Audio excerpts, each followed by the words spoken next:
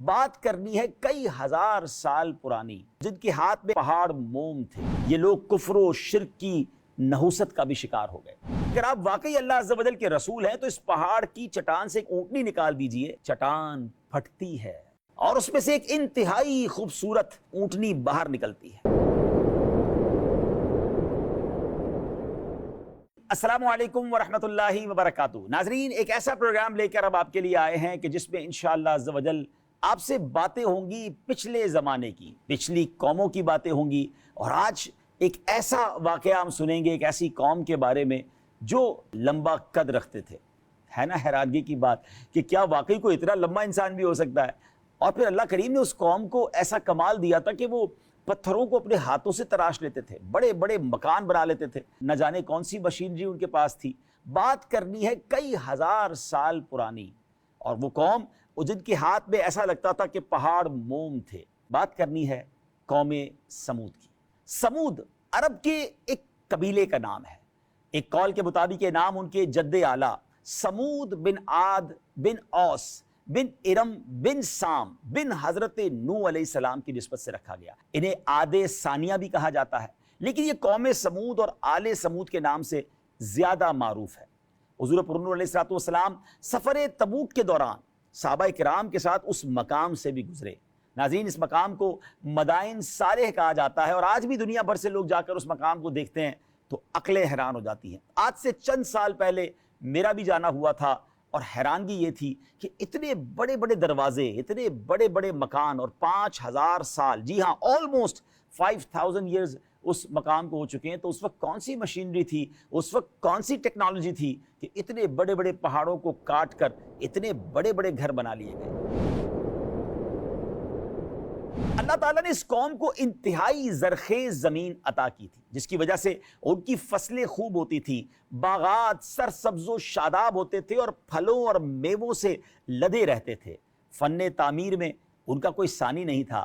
سگ لاخ اور پتھریلی چٹانوں کو تراش کر نہایت خوبصورت، روشن، ہوادار، مضبوط اور بلند و بالا مکانات بنا لینا ان کے تعمیراتی ہنر و کمال کا منہ بولتا ثبوت تھا۔ آج بھی عرب شریف میں ان کی بستیوں اور تعمیر شدہ مکانات کے آثار موجود ہیں، جنہیں مدائن صالح کہا جاتا ہے۔ اس جگہ کی حالت واقعی عبرت کا منظر پیش کرتی ہے۔ آل سمود اللہ تعالیٰ کی وحدانیت پر ایمان رکھتے اور اسی کے عبادت گزار بندے تھے۔ نیز قوم عاد کا عبرتناک انجام بھی ان کے پیش نظر تھا، جس سے ڈر کر یہ اللہ تعالیٰ کی نافرمانی سے بہت بچتے تھے۔ لیکن گزرتے وقت کے ساتھ، نعمتوں کی بہتات کے ساتھ، جہاں ان میں غفلت و جہالت بڑھی، یہ لوگ کفر و شرک کی نحوست کا بھی شکار ہو گئے۔ چنانچہ ایک عرصے کے بعد ان لوگوں نے پتھروں کی تراش خراش کر کے عجیب و غریب شکلوں کے بت بنائے، مختلف ان کے نام رکھے، اور خدا کا شریک ٹھہرایا۔ عبادت الہی کو چھوڑ کر یہ بدبخت بھی بتوں کی عبادت میں مصروف ہو گئے۔ رفتہ رفتہ انہی کی پیروی میں چند افراد کے علاوہ پوری قوم نے اس دلدل میں، یعنی کفر و شرک میں، بت پرستی کے دلدل میں چھلانگ لگا دی۔ مال و دولت کی فراوانی، سہولتوں کی کثرت، دنیاوی نعمتوں کی بہتات، آسودہ زندگی، خوبصورت باغات، عیش و مستی کے شب و روز، کھانے پینے کی لذتیں اور امن و امان کے سائے اکثر و بیشتر انسان کو غفلت کا شکار کر دیتے ہیں۔ حضرت صالح علیہ السلام، اللہ کے نبی، جو اس قوم پر مبعوث کیے گئے، انہوں نے ان کو سمجھایا، انہوں نے جھنجھوڑا اور فرمایا، کیا تم یہاں دنیا کی نعمتوں میں امن و امان کی حالت میں چھوڑ دیے جاؤ گے؟ باغوں اور چشموں میں اور کھیتوں اور کھجوروں میں، جن کا شگوفہ نرم و نازک ہوتا ہے۔ ایک اور جگہ فرمایا جس کا ترجمہ ہے، اور تم بڑی مہارت دکھاتے ہو، پہاڑوں میں سے گھر تراشتے ہو، تو اللہ سے ڈرو اور میری اطاعت کرو، اور حد سے بڑھنے والوں کے کہنے پر نہ چلو، وہ جو زمین میں فساد پھیلاتے ہیں اور اصلاح نہیں کرتے۔ اب جب ناظرین حضرت صالح علیہ السلام نے انہیں سمجھایا تو ہونا تو یہ چاہیے تھا کہ اللہ کے نبی کی بات مانتے، ہونا تو یہ چاہیے تھا وہ توبہ کرتے، مگر اس قوم نے کہا، اے صالح، اگر تم واقعی اللہ کے رسول ہو تو وہ عذاب لے آؤ جس سے تم ہمیں ڈراتے ہو۔ اس پر آپ علیہ السلام نے ان سے فرمایا، جس کا ترجمہ ہے، اے میری قوم، بھلائی سے پہلے برائی کی جلدی کیوں کرتے ہو؟ تم اللہ سے بخشش کیوں نہیں مانگتے؟ ہو سکتا ہے تم پر رحم کیا جائے۔ حضرت صالح علیہ السلام کو جھٹلانے کے سبب قوم سمود کے علاقوں میں ایک عرصے تک بارش نہ ہوئی، جس سے یہ لوگ قحط میں گرفتار ہو گئے اور بھوکے مرنے لگے۔ ان مصائب کو انہوں نے حضرت صالح علیہ السلام کی طرف منسوب کیا اور بدشگونی لیتے ہوئے کہا کہ معاذ اللہ، ہم تمہیں اور تمہارے ساتھیوں کو منحوس سمجھتے ہیں۔ حضرت صالح علیہ السلام نے ان سے فرمایا کہ تمہیں جو بھلائی اور برائی پہنچتی ہے وہ اللہ تعالیٰ کے حکم سے اور تمہاری تقدیر میں لکھی ہوئی ہے، اور اسی کے ذریعے تمہیں آزمایا جا رہا ہے۔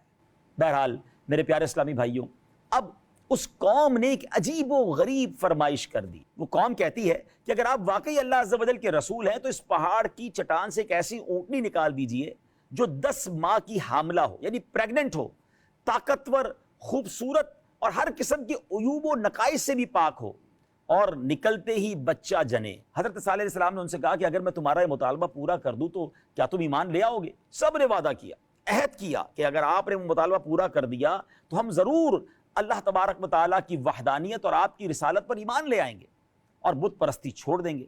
حضرت صالح علیہ السلام اللہ کے نبی، سچے نبی، آپ نے ہاتھ اٹھائے، اللہ کی بارگاہ میں دعا کی اور ایک چٹان کی طرف اشارہ فرمایا۔ اسی وقت چٹان پھٹتی ہے اور اس میں سے ایک انتہائی خوبصورت، تندرست، اونچے قد والی، حاملہ، پریگننٹ اونٹنی باہر نکلتی ہے، اور باہر نکل کر اس نے بچہ بھی جنا۔ ناظرین، یہ کیسا معجزہ تھا کہ پہاڑ شک ہوتا ہے، پھٹتا ہے، اور اندر سے اونٹنی بھی نکل رہی ہے، ہر طرح کے نقص سے پاک ہے، اور وہ بچہ بھی دیتی ہے۔ حضرت صالح علیہ السلام کا یہ حیرت انگیز اور عظیم و شان معجزہ دیکھ کر جندہ نامی ایک سردار تو اپنے خاص لوگوں کے ساتھ آپ علیہ السلام پر ایمان لے آیا، جبکہ دیگر لوگ اپنے دیگر سرداروں کے بہکاوے میں آ کر اپنے وعدے سے پھر گئے اور ایمان لانے سے انکار کر کے کفر پر ہی قائم رہے۔ ناظرین، اب اس اونٹنی کے کچھ معاملے آپ کو بتاتے ہیں۔ کیسی امیزنگ یہ اونٹنی تھی کہ یہ اپنے بچے کے ساتھ میدانوں میں چرنے پھرنے لگی، اور آپ علیہ السلام نے قوم کو اس اونٹنی کے بارے میں چند انسٹرکشنز دی، چند ہدایات دی۔ وہ ہدایت بڑی نرالی تھی۔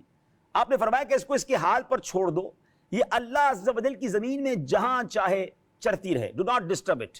دوسرا، اسے برائی کی نیت سے ہاتھ نہ لگانا، نہ مارنا، نہ ہنکانا، اور نہ اسے قتل کرنا۔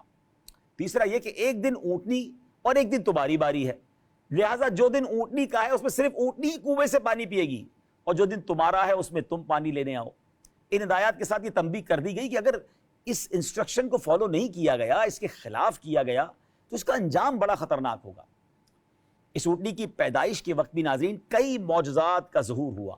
وہ اونٹنی نہ کسی کی پیٹھ میں رہی، نہ کسی کے پیٹ میں، نہ کسی نر سے نہ کسی مادہ سے پیدا ہوئی، نہ حمل میں رہی، بلکہ طریقہ عادیہ کے خلاف، جو نارمل روٹین ہے اس کے خلاف، وہ پہاڑ کے ایک پتھر سے دفعتاً اچانک پیدا ہوئی، اور اس کی یہ پیدائش ہی حضرت صالح علیہ السلام کا معجزہ ہے۔ اس کے پینے کے دن اس کا دودھ دوہا جاتا تھا، اور وہ اتنا ہوتا تھا کہ تمام قبیلے کو کافی ہو اور پانی کے قائم مقام ہو جائے۔ اچھا، باقی تمام جانور جو تھے اس کی باری کے روز پانی نہیں پیتے تھے، یعنی انسانوں کو تو منع کر دیا گیا تھا، مگر باقی جانور قدرتی طور پر، یعنی وہ سبحان اللہ، اللہ کا حکم ان کے لیے بھی تھا کہ وہ اس دن پانی نہیں پیتے تھے، کیونکہ وہ اونٹنی کے پانی پینے کا دن تھا۔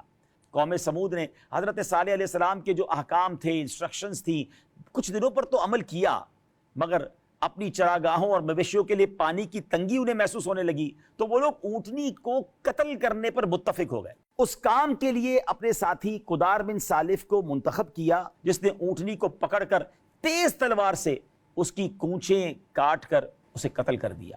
اونٹنی کو قتل کرنے کے بعد ان لوگوں کی سرکشی اور بے باکی میں اور اضافہ ہوا۔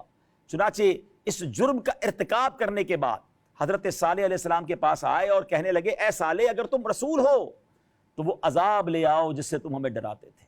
اونٹنی کے قتل کے بعد حضرت صالح علیہ السلام نے بطور خبر دینے کے ان سے فرمایا، اپنے گھروں میں 3 دن تک دنیا کا جو عیش کرنا ہے کر لو، ہفتے کے دن تم پر عذاب آ جائے گا، اور اس کی علامت یہ کہ پہلے دن تمہارے چہرے زرد، دوسرے دن سرخ، اور تیسرے دن بلیک، سیاہ ہو جائیں گے، پھر اگلے دن عذاب نازل ہوگا، اور یہ ایک ایسا وعدہ ہے جو کسی صورت غلط ثابت نہیں ہوگا۔ تو 9 افراد نے معاذ اللہ ایک اور بے باکی کا پلان کیا کہ حضرت صالح علیہ السلام کو ہی معاذ اللہ شہید کر دیتے ہیں۔ چنانچہ سب قسمیں کھا کر کہنے لگے کہ ہم رات میں حضرت صالح علیہ السلام کے گھر پر حملہ کر کے انہیں ان کے اہل و عیال کے سمیت شہید کر دیں گے۔ اس کے بعد آپ علیہ السلام کے کسی وارث نے قصاص یا دیت کا مطالبہ کیا تو کہہ دیں گے ہم نے تو قتل نہیں کیا اور نہ ہی ہمیں قاتل کے بارے میں علم ہے۔ اس قول و قرار کے بعد انہوں نے اپنی سازش پر عمل درآمد کی تیاری شروع کر دی اور رات کے وقت حضرت صالح علیہ السلام کے گھر کی طرف روانہ ہوئے۔ حضرت عبداللہ ابن عباس رضی اللہ تعالیٰ عنہما فرماتے ہیں اللہ تعالیٰ نے اس رات حضرت صالح علیہ السلام کے مکان کی حفاظت کے لیے فرشتے بھیج دیے۔ جب یہ 9 شخص ہتھیار اٹھا کر تلواریں لیے حضرت صالح علیہ السلام کے دروازے پر پہنچے، فرشتوں نے انہیں پتھر مارے۔ وہ پتھر ان لوگوں کو لگتے لیکن مارنے والے نظر نہیں آتے تھے، یہاں تک کہ یہ سب کے سب 9 افراد ہلاک ہو گئے۔ ناظرین، ایک اور نشانی، ایک اور میسج اس قوم کو مل گیا تھا، اللہ اکبر، مگر نہیں ماننے والے نہیں مانتے۔ اس کے بعد جب مہلت کا پہلا دن آیا تو واقعی ایسا ہوا ناظرین، پوری قوم کے چہرے زرد ہو گئے، یلو ہو گئے۔ شام کے وقت انہوں نے کہا کہ ایک دن تو گزر گیا، دوسرے دن ان سب کے چہرے ریڈ ہو گئے، سرخ ہو گئے۔ اللہ اکبر، شام کے وقت کہنے لگے کہ مہلت کے 2 دن گزر گئے، تیسرے دن ان سب کے چہرے بلیک، سیاہ ہو گئے، اور شام کے وقت کہنے لگے کہ حضرت صالح علیہ السلام کی دیوی مہلت تو ختم ہو گئی، یعنی اب تک جو انہوں نے کہا وہ سب سچ ہوا ہے۔ چنانچہ چوتھے دن یہ لوگ خوشبو لگا کر تیار ہوئے اور بیٹھ کر انتظار کر رہے ہیں، اب بھی ان کی جس کو کہنا بدبختی کا عالم دیکھے کہ دیکھے کون سا عذاب آتا ہے۔ چہرے کالے ہو گئے ہیں مگر لگتا تھا دل بھی کالے ہو گئے تھے۔ عذاب کے منتظر ان احمقوں نے صبح ہوتے ہی ہولناک ایک بڑی خطرناک چیخ اور کڑک کی آواز سنی، زمین میں زلزلہ یعنی ارتھ کویک آ گیا، اور یہ لوگ تباہ و برباد ہو کر ایسے ہو گئے جیسے جانوروں کے پاؤں کے نیچے بکثرت روندی ہوئی گھاس ریزہ ریزہ ہو جاتی ہے۔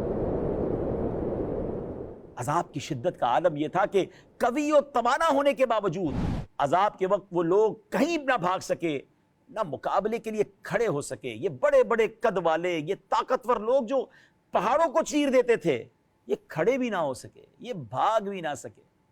ہائے ہائے ہائے، شرک و معصیت ان کے کچھ کام نہ آئی، مال و متاع، سامان و مکان، کچھ بھی انہیں عذاب الہی سے بچا نہ سکا۔ عذاب کے بعد اس بستی کا عالم یہ تھا گویا وہاں بستے ہی نہ تھے، کبھی زندگی کا یہاں لگتا ہے گزر ہی نہ ہوا، ان کی داستان بھی داستانوں میں باقی نہ رہی۔ قرآن مجید میں اس قوم پر جو عذاب آیا اس کی 3 کیفیات بیان ہوئیں۔ قرآن نے فرمایا انہیں زلزلے نے پکڑ لیا۔ سورہ اعراف میں کیا بیان ہوا، آئیے سنتے ہیں۔ فَأَخَذَتْهُمُ الرَّجْفَةُ فَأَصْبَحُوا فِي دَارِهِمْ جَاثِمِينَ۔